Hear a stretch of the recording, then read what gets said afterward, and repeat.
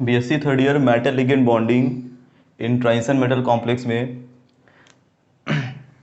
आज हम लोग पढ़ेंगे क्रिस्टल फील्ड स्प्लिटिंग,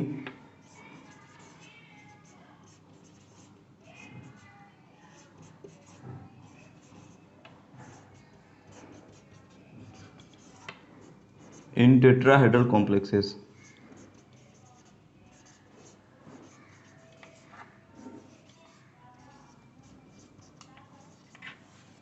इसके पहले हम लोग पढ़ चुके हैं ऑक्टाहेड्रल कॉम्प्लेक्सेस में क्रिस्टल फील्ड स्प्लिटिंग कैसे होता है। आज हम लोग पढ़ेंगे टेट्राहेड्रल कॉम्प्लेक्स में स्प्लिटिंग कैसे होगा डी ऑर्बिटल का। तो यहाँ पहले देखते हैं हम लोग का टेट्राहेड्रल कॉम्प्लेक्स कैसा होता है। तो इसको समझने के लिए हम लोग एक क्यूबिक बॉक्स में समझ सकते हैं। टेट्राहेड्रल कॉम्प्लेक्स के लिए हमको पता है जो टेट्राहेड्रल कॉम्प्लेक्स है उसमें जो मैटर होता है वो 4 लिगेंड के साथ अटैच होगा, 2 प्लेन पे, एक हमारा प्लेन के आगे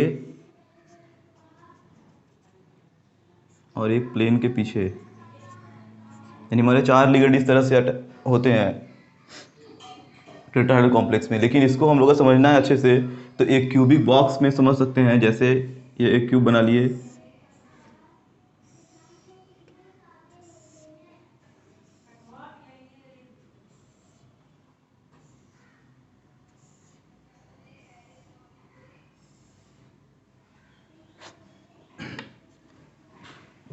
अगर हम लोग सेंट्रल मेटल को बीच में रख दिया जाए तो लिगेंड हमारा कैसे यहाँ पे होता है। तो यहाँ पे देख रहे हैं एक लिगेंड हम लोग का यहाँ पे रहता है, इस कॉर्नर को छोड़ के यहाँ पे दूसरा, फिर इस कॉर्नर को छोड़ के यहाँ पे तीसरा, फिर इस कॉर्नर को छोड़ के यहाँ पे चौथा लिगेंड।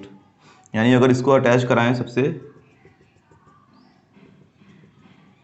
तो हमारा कुछ इस तरह का शेप बनता है लिगेंड का। यानी हमारा एक लिगेंड इस कॉर्नर पे, एक लिगेंड इधर, एक इधर, एक इधर।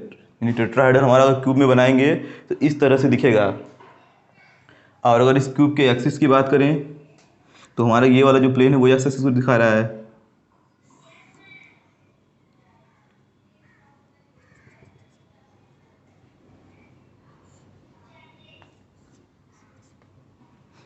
ये हम लोग का जो परपेंडिकुलर है वो जेड एक्सिस को दिखा रहा है।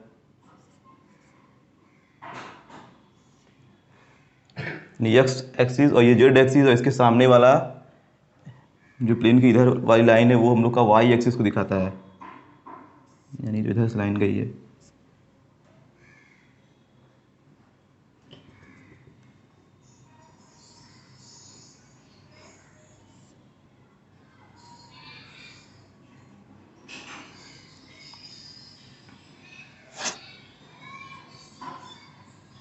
हम लोग बना सकते हैं इधर ही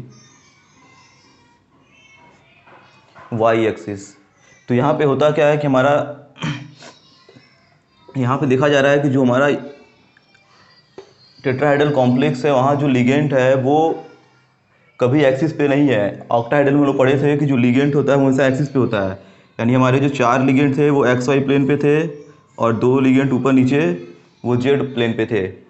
लेकिन यहाँ पे कोई भी लिगेंड हमारा एक्सिस पे नहीं है, सभी एक्सिस के बीच में है। देखा जा रहा है एक्सिस के बीच का मतलब ये हमारा जैसे लिगेंड है ये जेड और एक्स एक्सिस के बीच में है, ये लिगेंड हमारा वाई और जेड के बीच में है, ये लिगेंड देखा जाए जेड और वाई के बीच में आ रहा है। तो कोई भी लिगेंड हमारा एक्सिस पे नहीं है। तो यहाँ पे हम लोग डी ऑर्बिटल की जो शेप को एक बार और समझते हैं। हमारा डी ऑर्बिटल 5 तरह का था।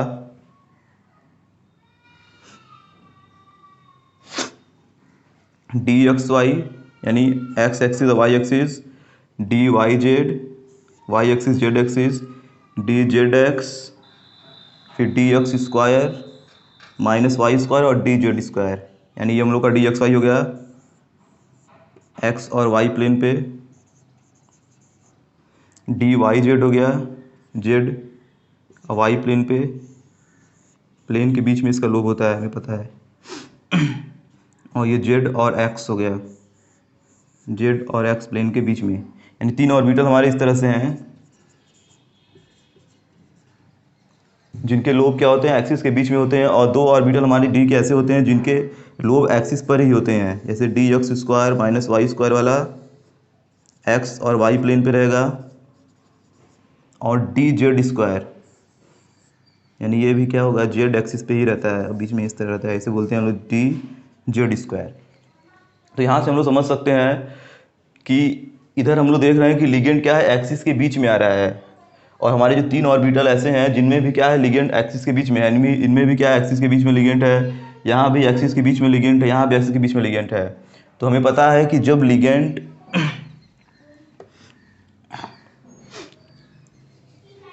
हमारा मेटल के ऑर्बिटल के पास रहेगा, यानी कहने का मतलब लिगेंड हमारा एक्सिस के बीच में आ रहा है। लिगेंड ये एक्सिस है, जैसे ये दोनों एक्स वाई, एक्स और जेड, यहाँ भी एक्स जेड एक्सिस समझ सकते हैं। लिगेंड हमारा बीच यहाँ से आ रहा है बीच से, और इसका लोब क्या है, लोब भी वो बीच में ही है।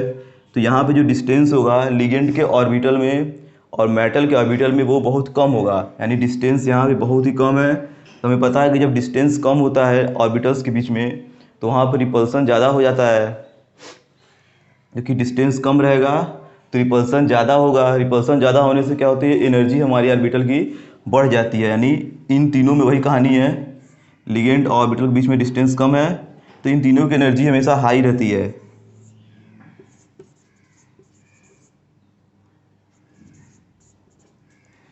और इन दोनों कंडीशन केस में हम लोग देखेंगे कि जो लोब हैं वो एक्सिस पर ही है।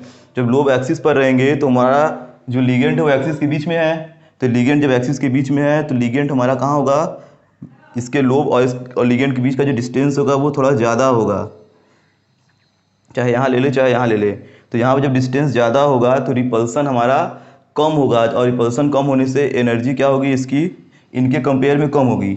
एनर्जी इसकी ही बढ़ेगी लेकिन कम बढ़ेगी, इसकी एनर्जी ज़्यादा है, इसकी एनर्जी इनके कंपेयर में कम होगी हमेशा। तो यहाँ पे हमारा जो डी ऑर्बिटल है उसकी स्प्लिटिंग देखेंगे तो ये कुछ इस प्रकार से स्प्लिट करता है D orbital. D generate D orbital हमारे पास होते हैं, पहले सबकी एनर्जी बराबर X Y, Y Z, Z X, X square Y square और जेड स्क्वायर। तो पहले हम लोग बनाते हैं कि एक एवरेज एनर्जी लेवल, जिन्हें हम लोग बैरी सेंटर भी कहते हैं।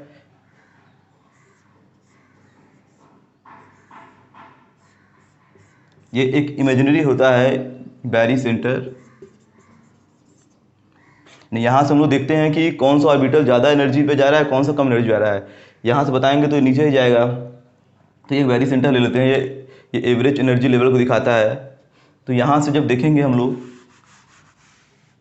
तो हमारे जो 3 ऑर्बिटल हैं इनकी एनर्जी क्या है, ज़्यादा है, क्योंकि इनके लोब और इसके ऑर्बिटल के बीच में डिस्टेंस कम है तो इनकी एनर्जी ज़्यादा है। तो अब क्या होगा, ये हमारे 3 ऑर्बिटल चल जाते हैं ऊपर, इसे हम लोग बोलते हैं T2G सेट, यानी डी एक्स वाई वाला, वाई जेड और जेड एक्स वाला, जेड एक्स। और हमारे जो 2 ऑर्बिटल हैं जिनकी एनर्जी कम है तो ये जाएगा हमारा नीचे, X square minus Y square और जेड स्क्वायर, इसे बोलते हैं हम लोग ईजी सेट।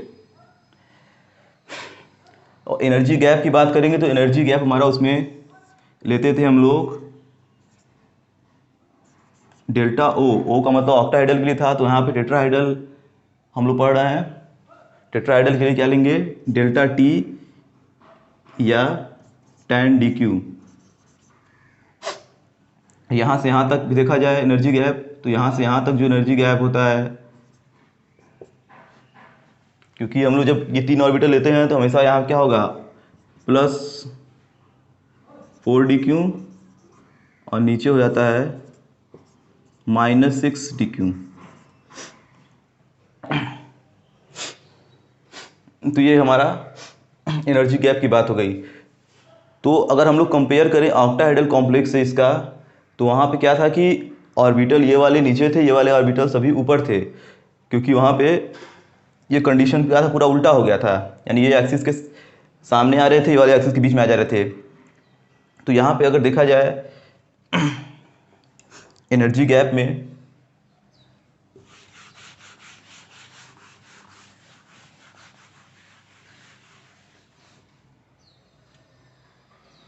ऑक्टाहाइडल से अगर कंपेयर करके इसको देखा जाए तो वहाँ पे, अब यहाँ पे ऑक्टाहाइडल में एक बात और थी कि वहाँ पे 6 लिगेंड थे हमारे मेटल के पास। जो नंबर ऑफ लिगेंड थे ऑक्टाहाइडल में वो 6 थे, और टेट्राहाइड्रल में जो लिगेंड हैं वो 4 ही हैं। तो हमारा जो 6 लिगेंड होगा तो रिपल्सन वहाँ ज़्यादा होगा, और 4 लिगेंड में रिपल्सन कम होगा। यानी अगर एनर्जी गैप की बात करें तो ऑक्टाहाइड्रल में जो एनर्जी गैप होता है, ज़्यादा लिगेंड होगा, ज़्यादा रिपल्सन भी होगा, तो एनर्जी गैप जो होता है वो ज़्यादा होगा हमारा ऑक्टाहाइड्रल में, जबकि टेट्राहाइड्रल में एनर्जी गैप क्या होता है, कम होता है। तो अगर इसको उससे कंपेयर करके देखा जाए तो यहाँ पे हमारा एक फार्मूला बनता है कि डेल्टा टी जो होगा वो 4/9 इंटू डेल्टा ओ के बराबर होता है। यानी जो टेट्राहाइड्रल स्प्लिटिंग है, यानी इसे बोलते हैं crystal field splitting energy. Crystal field splitting energy, तो क्रिस्टल फील्ड स्प्लिटिंग एनर्जी की वैल्यू जो होगी वो टेट्राहाइड्रल कॉम्प्लेक्सेस में वो इतने गुना क्या होती है, कम होती है ऑक्टाहाइड्रल से, क्योंकि लिगेंड कम है तो स्प्लिटिंग भी कम होगा। अगर इसको डिवाइड कर देखा जाए तो ये समथिंग हम लोग का आएगा 0.45 के आसपास, यानी ये 45% इसके लिख सकते हैं। 45/100 इसको लिखेंगे तो 45% ये हमारा जो एनर्जी गैप होता है वो ऑक्टाहाइड्रल से क्या होता है, कम होता है टेट्राहाइड्रल में। अब दूसरी चीज़ हम लोग आते हैं कि इसमें इलेक्ट्रॉन की फिलिंग कैसे होगी। तो इलेक्ट्रॉन की फिलिंग के लिए हमारे पास जो लिगेंड होते हैं वो 2 टाइप के होते हैं। एक होता है स्ट्रॉन्ग फील्ड लिगेंड और एक होता है weak field ligand.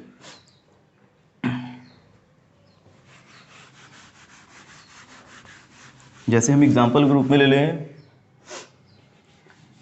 Weak field में हमारा H2O हो गया, ये वीक लिगेंड है। और स्ट्रॉन्ग लिगेंड में हम लोग ले लें अमोनिया को, ये एक स्ट्रॉन्ग लिगेंड है। तो यहाँ पे अगर देखा जाए तो 5d ऑर्बिटल्स यहाँ भी हैं, 1 2 3 4 5। और हमको पता है कि जब लिगेंड स्ट्रांग होता है तो स्प्लिटिंग ज़्यादा होती है, और लिगेंड जब वीक होगा तो स्प्लिटिंग कम होगी। और यहाँ हम लोग बात करें टेट्राहाइड्रल के लिए, तो टेट्राहाइड्रल में हमारे 3 सेट ऊपर रहता है और 2 सेट हम लोग का हो जाएगा नीचे। ये हमारा ले लेते हैं वीक फील्ड। और स्ट्रॉन्ग फील्ड में एनर्जी गैप बढ़ जाता है,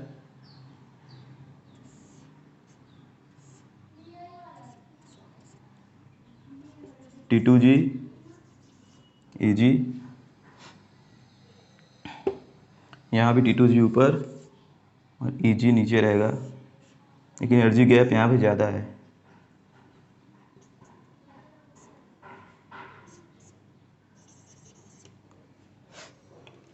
तो अगर हम लोग इलेक्ट्रॉन अगर इसमें फिल करें, स्ट्रॉन्ग फील्ड अमोनिया के लिए यहाँ पे ले रहे हैं तो स्प्लिटिंग ज़्यादा होगी, एनर्जी गैप ज़्यादा होगा। और H2O वीक फील्ड है तो यहाँ स्प्लिटिंग कम होता है। तो अगर इलेक्ट्रॉन यहाँ पे भरा जाए, तो अगर हमें मान लीजिए कि यहाँ पे इलेक्ट्रॉन जब भरना होगा, जैसे हम लोग कोई एग्जांपल ले लेते हैं डी ऑर्बिटल के लिए। लिगेंड हमारा ही है लेकिन बहुत सारे डी ऑर्बिटल होते हैं, जैसे हमारे पास स्कैंडियम है, टाइटेनियम है, वेनेडियम है, क्रोमियम है, मैग्नीज है, आयरन है, क्रोमियम है, निकिल है, कॉपर है और जिंक है। अगर इसका सबका हम लोग 2+ स्टेट ले लेंगे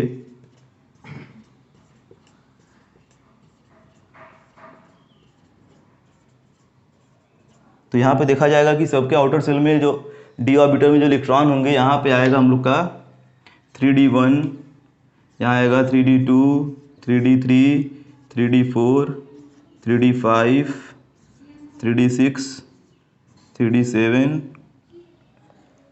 इसमें 5 ही होता है, हाँ नहीं, हाँ 3d5 4 5 6 7, 3d8, 3d9 और 3d10, क्योंकि 2 इलेक्ट्रॉन निकाल दिए हैं तो उसके बाद वाला इलेक्ट्रॉन चला जाएगा।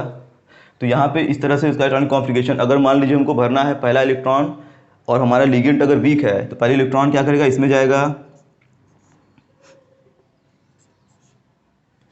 अगर 2 इलेक्ट्रॉन भरना है तो फिर इसमें जाएगा।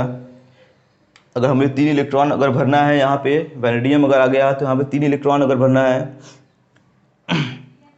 तो हमारा लिगेंड जो इलेक्ट्रॉन होगा वो अब यहाँ पे हमें ध्यान देना है कि लिगेंड हमारा क्या है, वीक फील्ड है। तो वीक फील्ड की एनर्जी गैप क्या होता है, कम होता है। तो यहाँ पे हमारा 2 एनर्जी होती है, एक होती है पेयरिंग एनर्जी और दूसरी होती है स्प्लिटिंग के लिए एनर्जी। तो यहाँ पे हम लोग देखेंगे कि इसकी जो पेयरिंग एनर्जी होती है वो ज़्यादा होती है और स्प्लिटिंग एनर्जी के कंपेयर में। तो यहाँ पे पेयर करने में अधिक एनर्जी लगेगा, तो तीसरा इलेक्ट्रॉन चला जाता है ऊपर। इस तरह हम लोग 4 इलेक्ट्रॉन भरेंगे तो इसमें जाएगा, 5वां इसमें जाएगा, फिर अगर 6 इलेक्ट्रॉन होगा तो हम लोग नीचे आएंगे, क्योंकि हमारा जो पेयर करने में एनर्जी ज़्यादा लग रहा है। तो एनर्जी जब नीचे ज़्यादा लग रहा है इसीलिए ये चला जाता है ऊपर। लेकिन अगर स्ट्रॉन्ग फील्ड की बात करेंगे तो स्ट्रॉन्ग फील्ड में हमारी अगर एक इलेक्ट्रॉन जैसे भर गया, 2 इस तरह भर गया, लेकिन तीसरा इलेक्ट्रॉन हम लोग यहाँ पे जाने नहीं जा पाता, क्योंकि इसके बीच का जो एनर्जी गैप है वो ज़्यादा है और पेयरिंग एनर्जी क्या होती है, एनर्जी गैप से कम होती है। यानी हमारा जब वीक फील्ड आएगा तो pairing energy greater than splitting energy. तो पेयरिंग एनर्जी ज़्यादा है इसलिए इलेक्ट्रॉन स्प्लिट के ऊपर चला जाता है। लेकिन अगर वीक फील्ड स्ट्रॉन्ग फील्ड आएगा तो पेयरिंग एनर्जी क्या होती है, कम होती है, स्प्लिटिंग एनर्जी ज़्यादा होती है। तो इलेक्ट्रॉन यहाँ न रहने के बजाय तीसरा इलेक्ट्रॉन जाता है, ये तीसरा इलेक्ट्रॉन पेयरिंग ज़्यादा है तो पेयरिंग एनर्जी यहाँ पे क्या है, कम है। तीसरा इलेक्ट्रॉन ऊपर जाने के बजाय क्या होता है, नीचे ही रहेगा। यानी ये हम लोग का भरने का तरीका है। तो पहले हम लोग जब भी स्ट्रॉन्ग फील्ड आएगा तो पहले हम लोग नीचे का भर देंगे तो ऊपर जाएंगे, लेकिन वीक फील्ड में हम लोग ऊपर यहाँ आसानी से जा सकते हैं। फिर हमारा इलेक्ट्रॉन इस तरह से फिल अप होता है। तो आगे पढ़ेंगे नेक्स्ट वीडियो में। Thank you.